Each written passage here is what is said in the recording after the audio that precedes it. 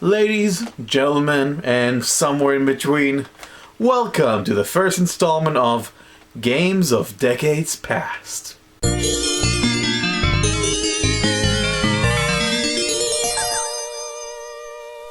Gotta love that intro, it makes me feel so sophisticated and intellectual for a change. Basically, each month I'm gonna talk about a game that came out exactly a decade ago. I'm gonna basically give my personal experiences and just general impression.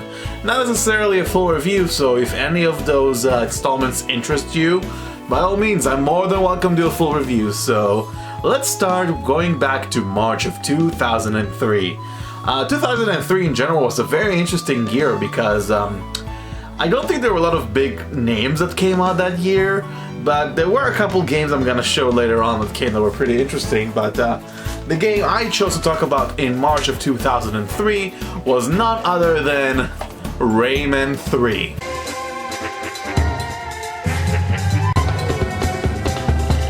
Rayman 3 is one of those games that is really odd, so to say.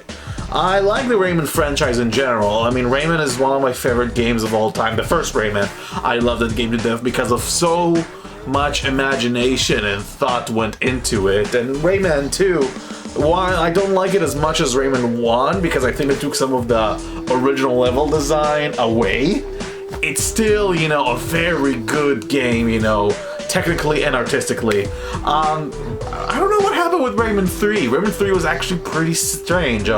Michel Ancel, the creator of Rayman, actually did not work on Rayman 3, and he made Beyond Good and Evil instead. That came out later that same year. So while he was supervising the game, you can tell he was a different development team because they went completely bonkers with that game.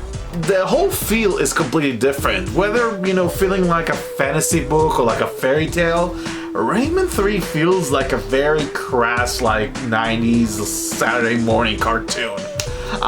Really akin to something like Ren and Stimpy or Rocko's Modern Life than what Rayman used to be. And I'm not saying that's a necessarily bad thing, but it's not something I would expect from Rayman. It's something I would expect from Earthworm Jim than Rayman. And that's the reason why I didn't like it so much when it comes to immersion, because I didn't feel connected to the world. In both of the other games, the goal is to basically save the world from an evil force that's either want to, rid the world out of positive energy in the case of Mr. Dark, or just want to take over the freaking world because he can, like Admiral Razorbeard in Rayman 2.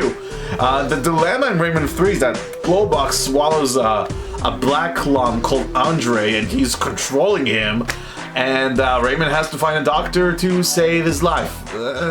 The game's story is equivalent of pretty much scheduling a doctor's appointment. That's basically what it is. I mean, granted, there's, a true villain at the end, and even that the villain in this game, like the final boss, is really, out of left field. It's not even all that interesting.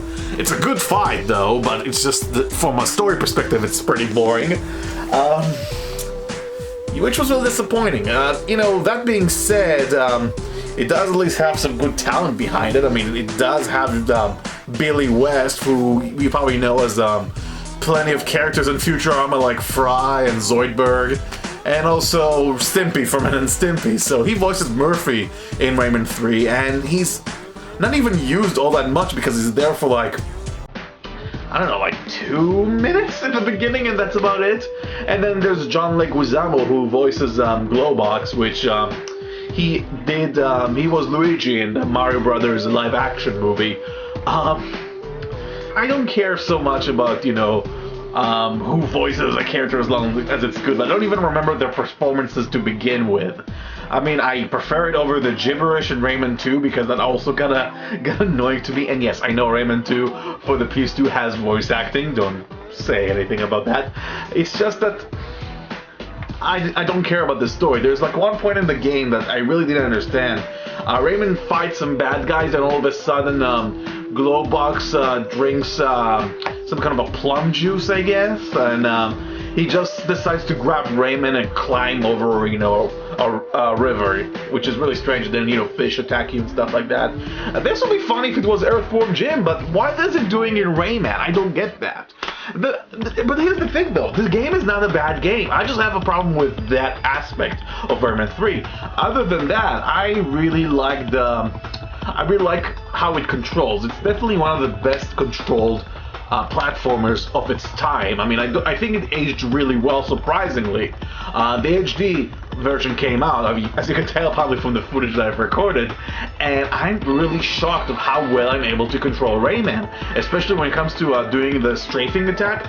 It's incredibly fluid, so, you know, it's amazing how a game that came out literally a decade ago is still can be well played to this very day. And you get cool power-ups like the chain power-up, which you can also use to swing on rings, and there's a bunch of other ones like the homing missile. The missile part is completely annoying, especially that boss that uses those there's a mechanism that looks like giant legs that he moves, like, you know, up and down like this, and that boss took me, like, you know, half an hour to beat him again, and that boss alone is annoying. What you need to do is you need to press on 3 switches, you know, one after the other, then grab the power-up in the center, and then, you know, shoot him 3 times. It sounds pretty easy, but every time he steps on you, you lose time, and if you lose time, you have to repeat the same process again. And if you get to the center after you activate the 3 switches, and you will have to go back again and do this, because then you'll just stomp on the center switch, the power will disappear, rinse and repeat. So there are a lot of frustrating moments, but there are a lot of good moments in the game too. My favorite part of the game, bar none, is definitely the psychedelic sliding minigames. Those are really fun. The music is very upbeat, which is awesome. Even the boss fight and like the level design itself is really good. I mean, I am really impressed with the level design. I think artistically the game is lacking because it doesn't really do too much to stand apart from other platformers, but when it comes to, you know, the technical prowess of Rayman 3, it's still a well-made game, especially due to the fact that you know, it even has its own scoring system that it sounds like it's a copy from like Sonic Adventure 2, but it works really well, especially due to the fact that you can actually connect not just how enemies you kill, but also the power-ups that you get. And of course, the more, you know, collectibles you find in the game, you open like cool bonus levels. Like there is one that I really like, which is a shout out to the first Rayman, the Forest of Dreams level. It's literally a 2D level, a side-scroller. Too bad I didn't get the music from that level because that music is amazing. And speaking of music, the one thing that really annoys me about the HD version is the lack of the opening theme song Matter by Groove-O-Matter. And that song, I mean, is amazing. I'm just gonna put it now, you know, bam!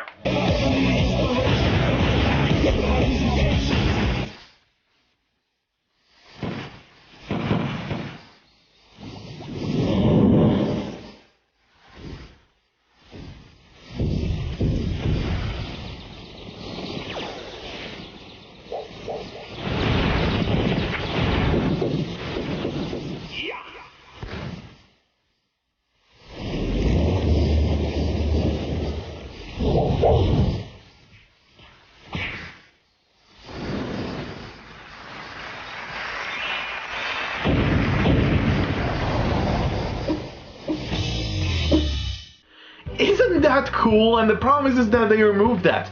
And there's probably some copyright issue, I don't know, but to sum up this entire thing, did Rayman age well?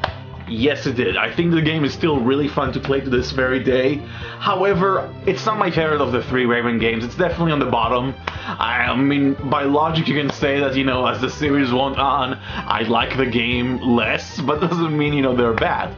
Rayman 3 is still a very good game. If you like platformers, by all means, I would recommend try it out. Just don't expect it to really stick in your mind for a long time, because honestly, I barely remembered it after I finished it the first time, so it's not a very unique platformer, but it's a perfectly functional one. So to end this segment, I'm gonna show you some of the games that also came out in March, and join me next time when we talk about a game in April. Take care, guys.